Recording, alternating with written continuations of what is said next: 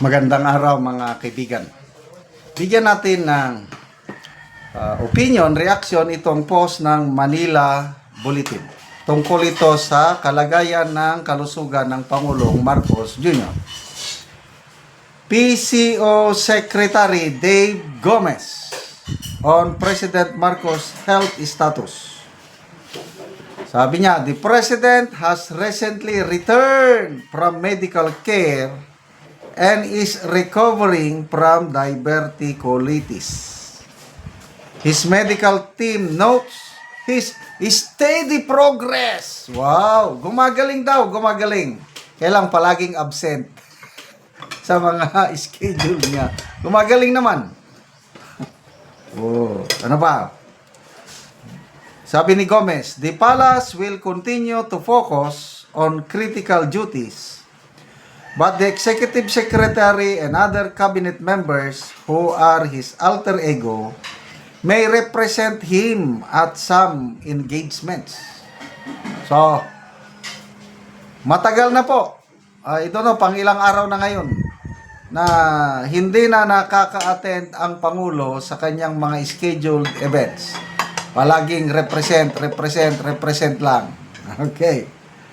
The press secretary issued the statement after Marcos skipped the Gawad Lingkod Bayani event in Malacanang on Wednesday, January 28. Hala? Oh, grabe naman, oy. Ang event nasa loob ng Malacanang. Sinasabi nila ang Pangulo nagpapagaling. Saan siya nagpapagaling? Hindi naman siguro sa hospital. So most likely, dyan din siya nagpapagaling sa Malacanang. Di ba may ang Malacanang presidential residence? So kung nagpapagaling siya, pwede man siyang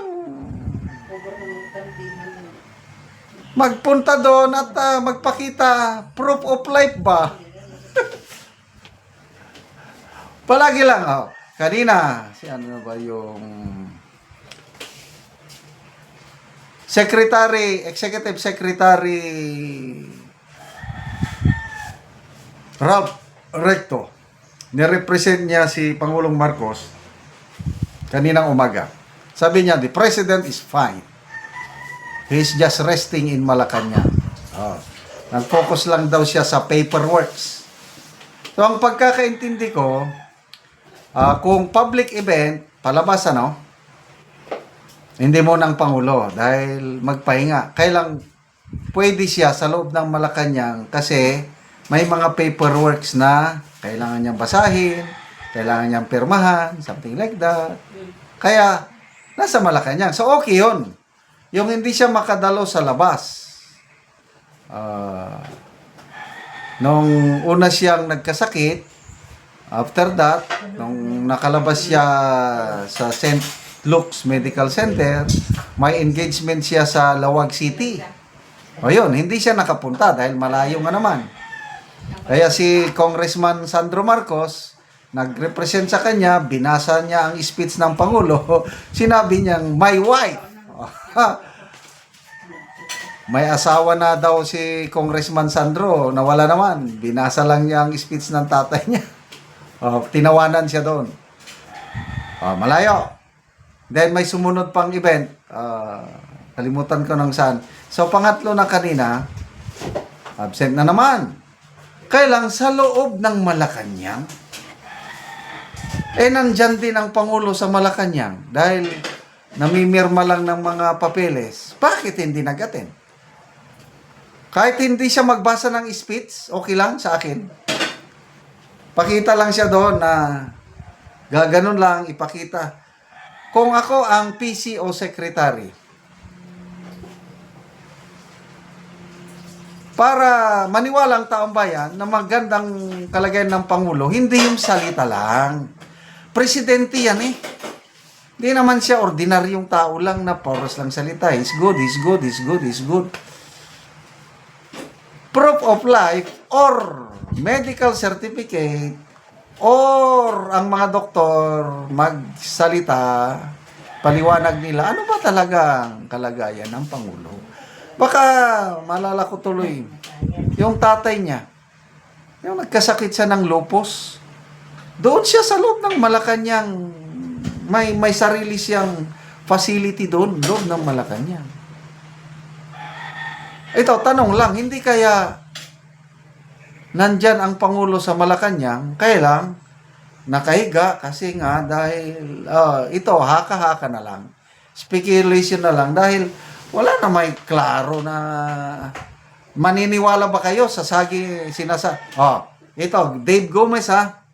Ano sabi niya nung after December 25 na walang nagpasko sa kulungan?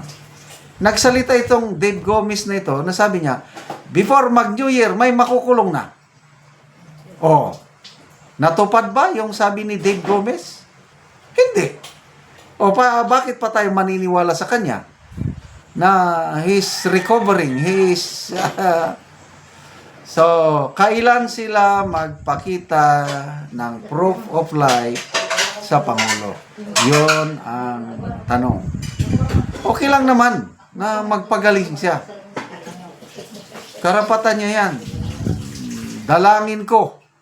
Idalangin natin na gumaling siya. Sana nga, huwag kayong matuwa naman. Yung binasa ko yung mga comments dito, puros Cara David.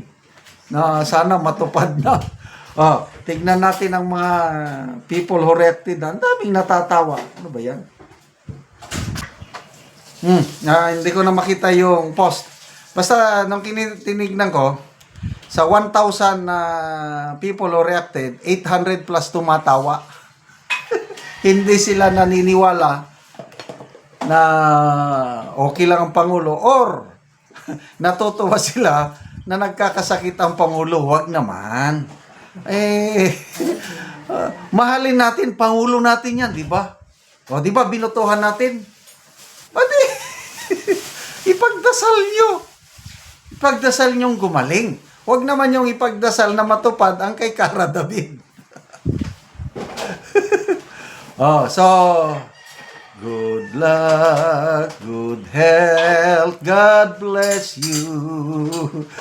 The Lord, for He's a jolly good fellow, for He's a jolly. Kantahan na lang natin ang presidente para gumaling. Kawawa naman, sobrang stress sa trabaho. Salamat mga kaibigan sa inyong pagsubaybay sa ating channel. Nakakatulong kayo ng malaki sa Tribong Talandig ng Bukidnon dahil ang sweldo natin sa channel na ito is pantulong sa tribo.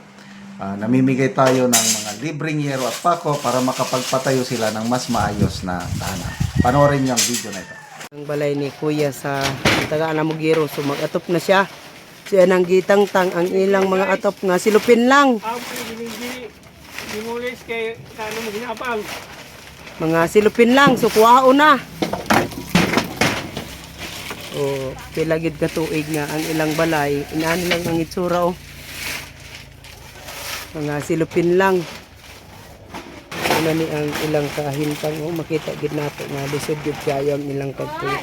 O nagatulog na gani ang mga tubig kaya naputok lagi sa silupin.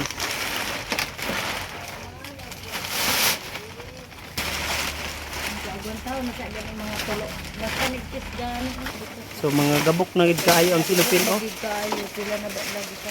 Ang mga tubig o. So ang inyong gabuhaton ra Nicole kada naamoy makita nga silupin inyong iatop. Oo, ana na. Iatop then mulagi magulan ay. Mulan ga maputos gyapon. Dapat digira ni kilis sana og ibungtag ko na lang gay ni kilis. Silupin. Ilang mga kusina. Sarang tangon ang atop pero ang tubig oh. Atop nga silupin lang.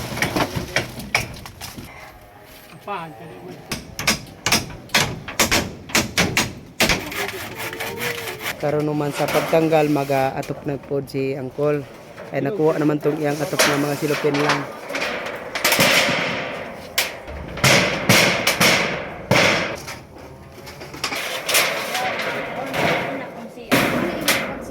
O karon human na gyud ang pag-atop sa balay ni Uncle. So maayo na gyud nga tan-awon oh. So maayo na gyud. Salamat sa nagtabang sa sin o salamat sa Ginoo nga siya ginagatag sa amo o nagiya sa nagatag sa sin. Nga wala na ito nga mong gikuan ni silupin. Umayo na. Oo. Di ko kayo mong pasalamat sa nagtabang sa amo na sa Ginoo. Salamat kayo ko. Umaayo na gyud ang atop ni Uncle karon.